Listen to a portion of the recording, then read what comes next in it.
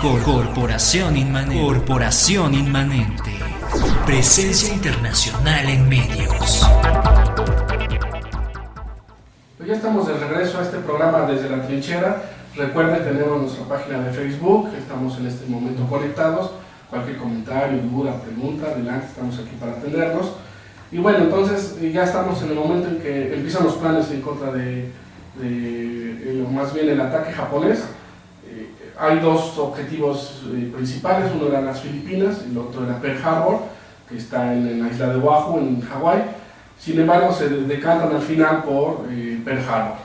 La idea era hacer un ataque sorpresa, destruir los acorazados que estaban en ese momento anclados, destruir los portaaviones que en ese momento pensaban que estaban, que finalmente eso fue un gran problema, cuando llegaron ya no estaban, y entonces lanzan una ofensiva con Nagumo, con el almirante Nagumo al frente, con 6 portaaviones, 2 acorazados, 2 cruceros pesados, un crucero ligero, 9 destructores, 23 submarinos, llevaban un total de 414 aviones y 5 milisubmarinos. El almirante Nagumo, que era el que comandaba la flota, a las vistas, a los ojos de Yamamoto, no era un hombre capaz de mandar esto. Él quería que lo mandara un hombre que era un subalterno de Nagumo, pero en la rígida tradición japonesa, él no podía pedir que un inferior comandara el ataque de un superior. Entonces, de hecho, Nagumo sí realiza los ataques, pero después cae en desgracia. Él termina la guerra al mando de una flotilla de destructores o algo así, que es así como que ser súper degradado, y los japoneses ya están listos para atacar. La idea del imperio japonés y del almirante Yamamoto era pegar, destruir. Ellos tenían la fija idea de que una vez que destruyeran la flota americana, el pueblo norteamericano se iba a desmoralizar, iban a pedir una paz, o sea, no iban a tener deseos de continuar la guerra. Y por lo tanto, Yamamoto, él que conocía un poquito más al pueblo norteamericano, para él era muy importante, pero muy importante, que no se hiciera un ataque a traición, sino que la guerra se declarara y a los 5 minutos ya estuvieran cayendo las bombas. De hecho, yo creo que esa sería la cuestión, el meollo del asunto. ¿Sabían los norteamericanos que iban a atacar a los japoneses, sí o no? Los japoneses habían decidido que iban a avisar con un tiempo muy corto para que los norteamericanos no pudieran reaccionar. O sea, esa ya había sido decisión, había sido consejo de Yamamoto. Sin embargo, por una serie de casualidades que no tuvieron nada que ver o sea, fueron demoras y problemas técnicos, la declaración llega 1 hora después del ataque. Ese fue el asunto. Pero los norteamericanos sabían que iba a llegar el ataque japonés. Los norteamericanos tenían piezas del rompecabezas, pero no tuvieron la oportunidad de armarlo antes. Ellos tenían una máquina que traducía, que desencriptaba los mensajes japoneses, que se llamaba Magic. Ellos desde un día antes habían recibido los mensajes a donde decían a los diplomáticos japoneses que estaban allá en Washington que destruyeran ya sus máquinas, y que se prepararan para un estado de guerra.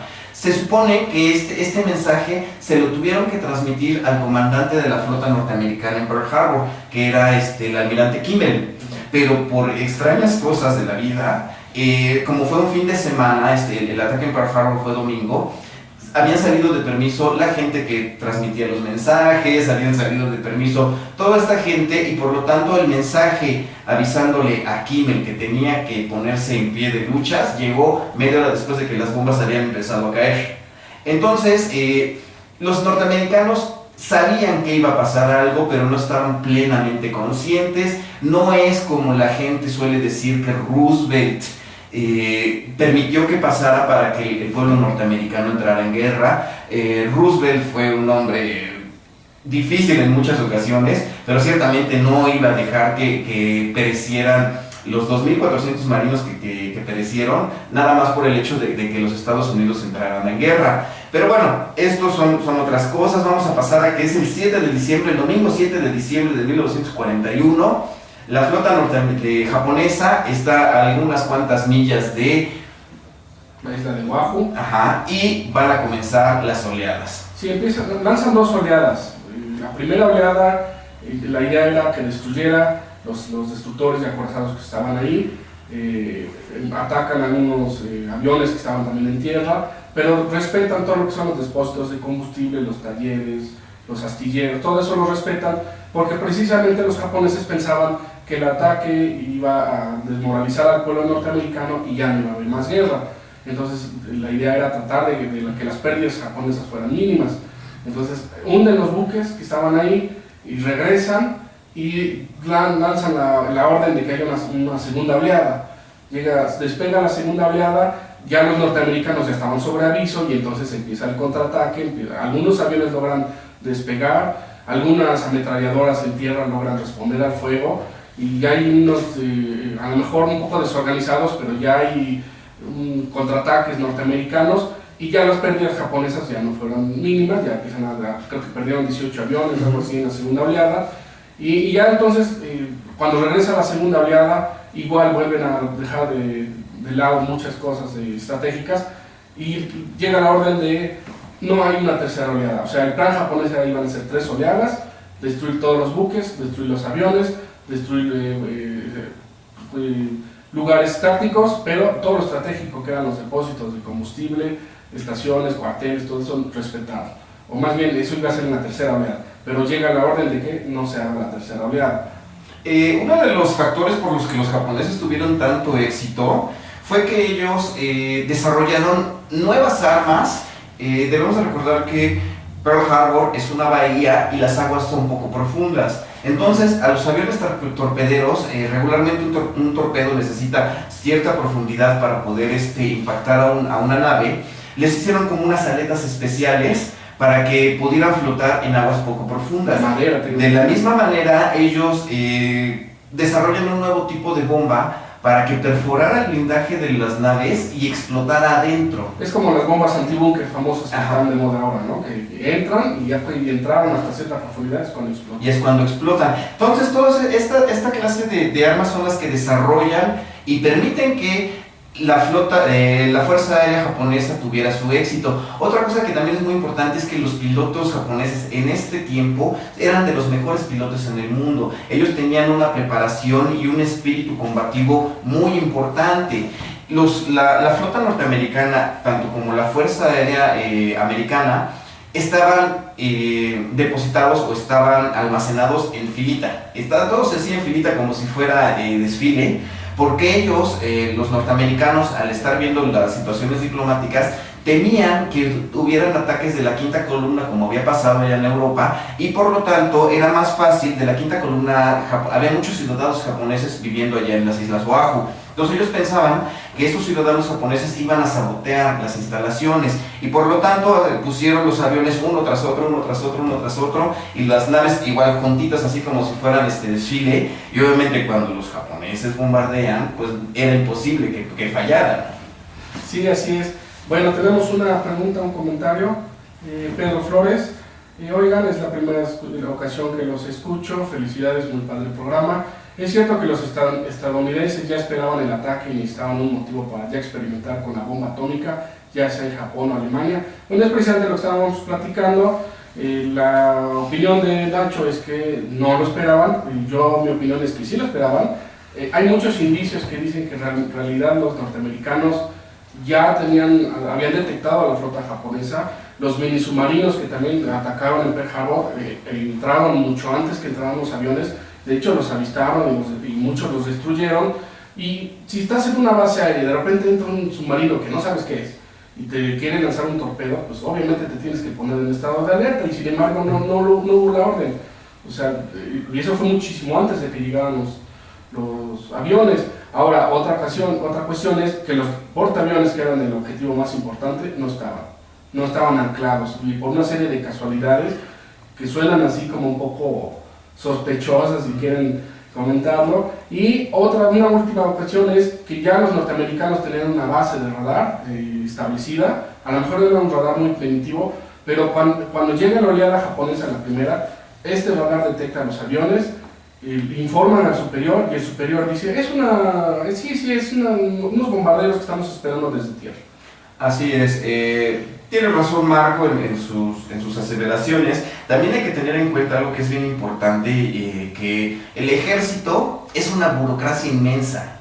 Y estamos hablando de que es un domingo a las 8 de la mañana. Entonces, el domingo a las 8 de la mañana, la mayoría de las tripulaciones y de los hombres estaban fuera de servicio.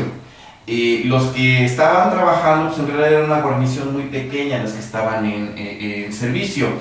El radar detecta esas flotas de aviones que se acercaban, y el comandante de esta unidad de radar en primero piensa que eran unos B-17 que venían desde el continente, que de hecho sí destruyen 2 o 3 B-17 porque iban sin armas, puesto que el viaje de miles de kilómetros desde el continente, y después, cuando ven que son unas nubes inmensas de aviones, piensan que el radar no sirve.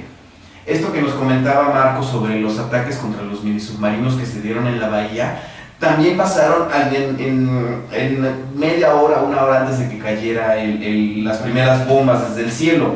Pero, bueno, si te pones a leer y lo empiezas a checar todo parece una serie de casualidades, y a lo que nos lleva es que fue un nivel de incompetencia por parte de muchos de los hombres, porque en realidad no sabían y no supieron interpretar qué es lo que estaba pasando. De hecho, cuando te pasa el ataque, destituyen al almirante Kimmel, lo acusan de que fue un incompetente. Para que lo absolven, el Congreso lo absolve, creo que en 1946, lo destituyen y lo sacan del ejército, y en el 46 por fin le dan la razón de que no era tanto su culpa lo que pasó en Pearl Harbor.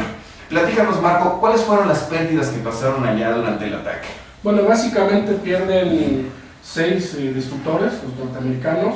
Hay que mencionar que esos destructores ya eran obsoletos para ese entonces, o sea, no eran lo último en tecnología naval norteamericana, sino que eran ya buques muy viejos, y de hecho de esos 6, 4 los logran reflotar y siguen en combate. El único que quedó y fue como museo fue el Arizona, que se puede visitar cuando uno visita Pearl Harbor, y una serie de buques, hay pequeños minadores, dragaminas, buques de bomberos, etc. También la destrucción mayor fue de aviones, creo que destruyeron cerca de 600 aviones en tierra, y hubo bastantes pérdidas de militares, y pues realmente sí fue un golpe fuerte, pero yo creo que aquí precisamente si la idea era de desmoralizar al pueblo norteamericano, el grave error de no haber avisado con tiempo la declaración de guerra causó el efecto contrario.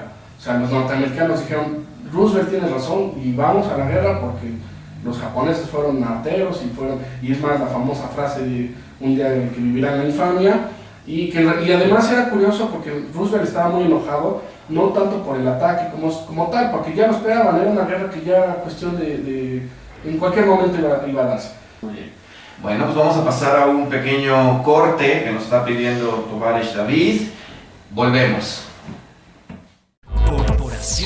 Corporación Inmanente. Presencia internacional en medios.